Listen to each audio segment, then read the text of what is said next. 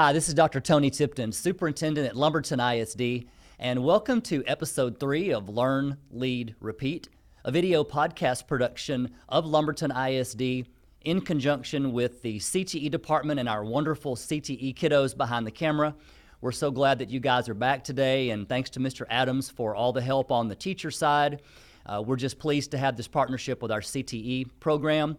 And Dr. G, welcome back to Episode 3. We've survived 2 episodes. We've learned a tremendous amount. We've gotten great feedback from people all over the place. We're starting to get a much wider viewership, which is really rewarding.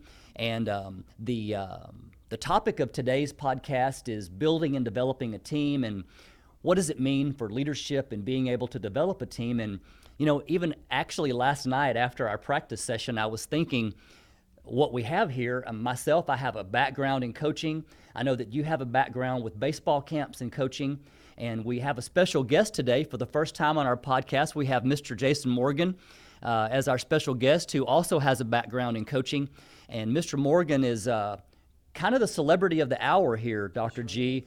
We have Mr. Morgan has been recently named the Region 5 Assistant Principal of the Year, which is the first time that Lumberton has ever had an Assistant Principal of the Year for Region 5. And Mr. Morgan will be competing with other Assistant Principals across the state for the State Assistant Principal of the Year, and we have high hopes for him. And Mr. Morgan has also recently been named the new principal at Lumberton Intermediate School to begin this summer. So, Mr. Morgan, welcome to our video podcast, and congratulations to you on all the accolades that you've recently received, and we really want to get your take on building and maintaining a team. So welcome. Thanks for having me, guys. It's kind of an honor to be the first guest of the podcast. I watched the first 2 episodes. Great stuff. It's been a whirlwind. The last couple weeks have been definitely very professionally rewarding, personally rewarding. The TEPSA Award, the Region 5 Assistant Principal Award, was something that I really wasn't expecting, but very cool to get. And then being named the new principal at the intermediate school for next year has been it's been a very hard year. I'll be honest with you guys. Y'all know that. I don't have to sugarcoat it with you guys because y'all been in the trenches with us. It's been a very difficult, hard year on our kids. It's been difficult on our teachers, but I think we're coming out of it, and it's very rewarding to see our kids grow, our teachers grow, the opportunity to use new technology in the classroom. So there's a lot of rewards to what's happened this year. Yeah, and Jason, every episode we have what we call quote of the episode, and today we're talking about building and maintaining a team, and obviously with the 3 of us having a background in coaching, we know what it means to build your team on the athletic field, and now in the leadership role, we also know what it means to try to build the team that surrounds you and help support all the things that we do for kids. But the quote of the episode today is that the smartest person in the room is the room. And so when you say that, I always think about just what it means to collaborate with a team, what it means to use the people that you have to help make the very best decisions that you can. And it takes me back probably, it may be 10 or 12 years ago. There's a gentleman named Jaime Casap, and he is the Google's, I think they call him the global education evangelist, which is kind of a cool title. But Jaime goes out and speaks to educational groups all over the world, and one of his core messages is really about the future of decision-making and collaboration. And he tells the story of, what would happen to me as someone who believes in collaboration if I walked into my boss and handed my boss a product and said, here's the product that I created all by myself. I didn't ask anybody to help me. Nobody else has looked at this, and here's the best product in the world. Well, Jaime jokingly said I'd probably be fired on the spot, because the way that really the world is going and the way that things get done is how can we collaborate, how can we make the very best decision that we can, and how can we build up and maintain and manage the team in such a way that those ideas are able to come out. Great point, Dr. Tipton. And what we need to consider, though, I have seen the opposite side of what you're talking about when a leader had his team collaborate on every single decision, and sometimes it ended up being a 2 or 3 hour meeting. So it brought about frustration to the whole team because they actually didn't have time in the day to get their actual job done. So I think we need to be careful with collaboration. It's important, but it's also important to exercise the Goldilocks approach, meaning, you have to balance which decisions need to be made individually by the leader and which decisions need to be a team decision. So, and it takes a strong leader and a lot of experience to learn which one is what. Yeah, I think you may be onto something, Dr. G. I think maybe the wisest leader, and you mentioned experience, the wisest leader probably does know, or may, and you know what, I'm thinking that may be the hardest part of this whole thing, is figuring out which of those decisions really need to be more collaborative and which ones need to be just kind of placed on the leader. The one thing we don't want to get as an organization and as a team, you never want to get the deer in the headlights type of thing where we're kind of what a mentor of mine one time called paralysis by analysis, to where we analyze and overanalyze everything so much that we can't get anything done. Mr. Morgan, as someone who's about to be building a new team at the intermediate school, even administrative team, and then building up the team that you work with, how you kind of look at that? It all comes back to systems for me. If you don't have the right systems in place, then you end up managing more things than you can handle. So I like the quote by Bill Webb: "The truth is, you manage a process while you lead people." As a leader, we have to multitask. But if you don't finish anything, that's noticed. I mean, so if you're so busy doing so many things that you don't have the opportunity to finish the task, you end up not being able to complete anything, and you end up spinning your wheels. So one of the first things that we did as a collaboration, and you guys were involved in it, it was a great process.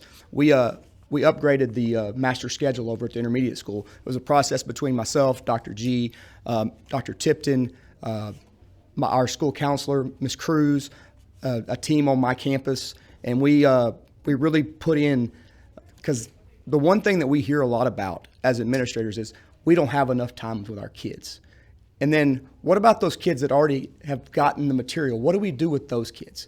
Not just the kids that that get pulled out and get extra help, but what about those kids that are that are at that meets area on the STAR test, or they're making B's but could make A's if they got that little extra push? So we designed a schedule where it gives more time for core subjects.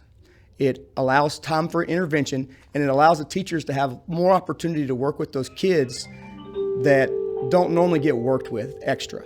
So I'm excited. I'm starting to roll it out to the teachers. I've got some real positive response from them, and it's really neat because it was a collaborative process, and that was one of my first things that I got to do as at the time I was assistant principal, and it was one of the times that I got to work with you guys on a collaborative basis, and it felt more like a team aspect. And that's, and I know our district is wanting to go to a more team aspect where it's not intermediate school, high school. We want to be one team, and that's huge. And I think that's the direction our district is going in. It's an extremely positive way. Yeah, awesome.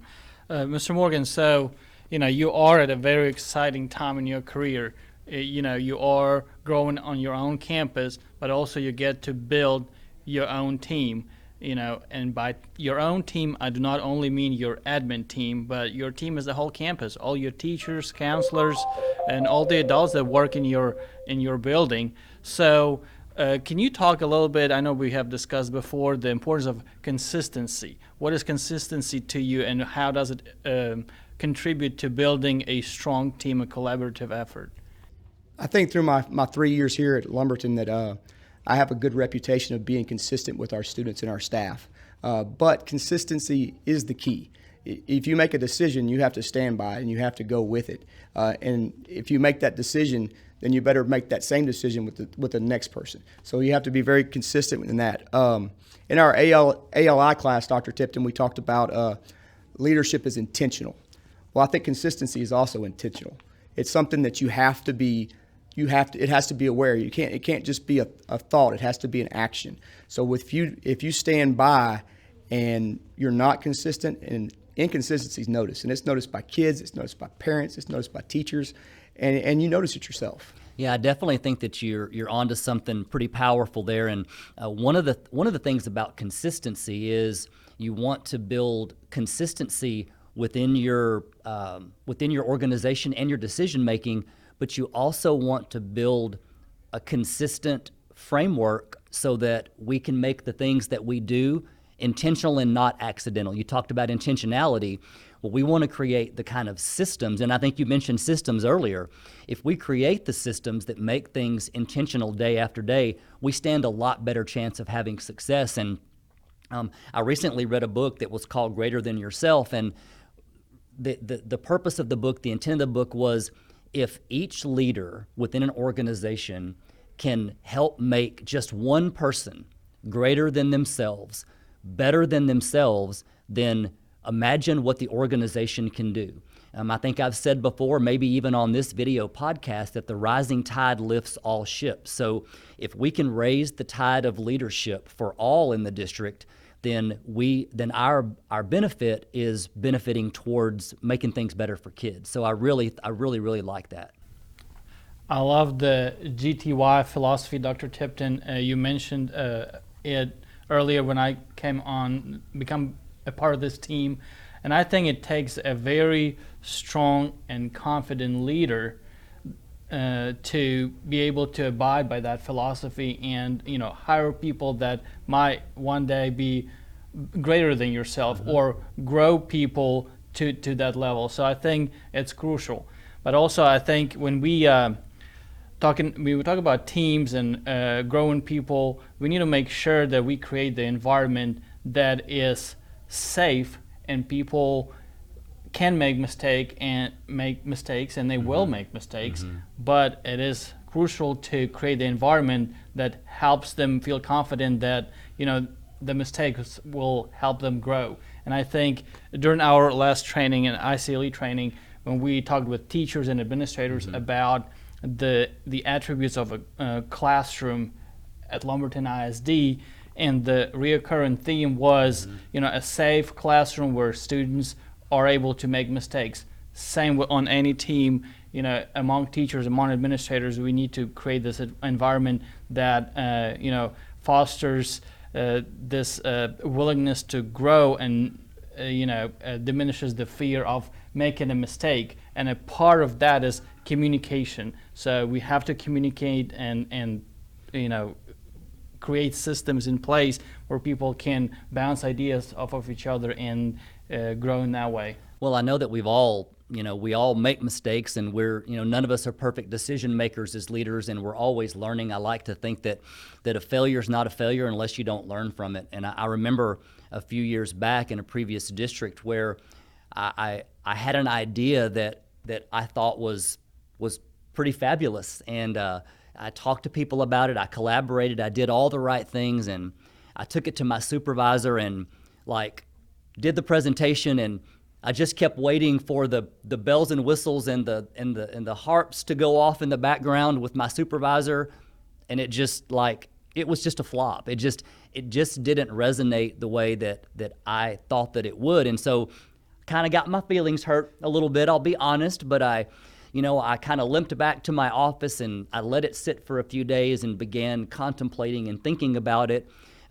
So I took the idea, I repackaged it in a whole nother way, and then represented it in another format, and it turned out to be one of the coolest things that we ever got to do. But it was me looking in the mirror and saying, is this idea more about me? Is it more about the team? What are we trying to accomplish? And so I didn't take it as a final failure. I took it as a learn and was able to create something new from it. So, all those things are important for us to learn about building a team. What you just said, Dr. Tipton, about failure, it reminded me of a quote, and I think it's attributed to Winston Churchill. And he said, "No failure is final, and no success is permanent." And if you stop and think about it, it talks about how important it is to have the mindset of growth and not being afraid to make a mistake, but also at the same time, if you are successful, it doesn't mean that you need to stop. There's a constant development, and I think a leader's job in this process is to make sure that the leader fosters this initiative and helps his team grow.